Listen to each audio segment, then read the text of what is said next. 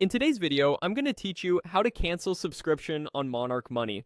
By the end, you'll know exactly where to go and what to click so you can wrap things up confidently without hunting through menus. First, open your web browser and go to the Monarch website. If you aren't already signed in, enter your account credentials and log in so you land on your dashboard.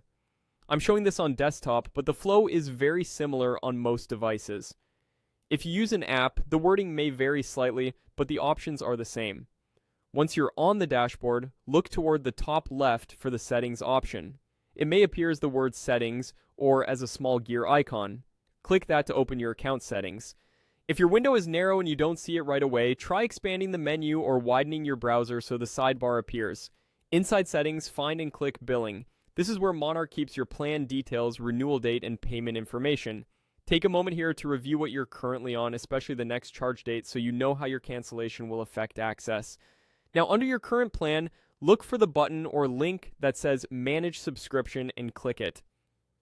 This may open a subscription management portal in the same tab or a small pop-up. Don't worry, that's normal.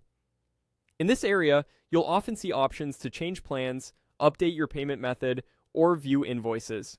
It's a good place to confirm the terms of your plan and whether any trial or promotional period is active before you proceed.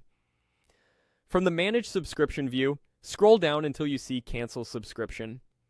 Click that, you'll likely be asked to confirm your choice, and sometimes you'll be prompted to select a reason for canceling. Read any notes that mention when your access will end.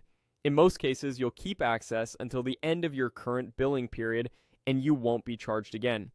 If your renewal date is coming up soon, canceling before that date helps ensure you don't incur another cycle. If you change your mind later, you can usually resume or reactivate your subscription from the same billing area. After you confirm, look for an on-screen confirmation and, in many cases, a follow-up email that summarizes the cancellation and end date of service. Keep that for your records. That's it. No more charges going forward, and your account settings will reflect the change. Thanks for watching. If this walkthrough helped, feel free to replay any section while you cancel, and take a moment to double-check your billing screen to verify everything looks correct.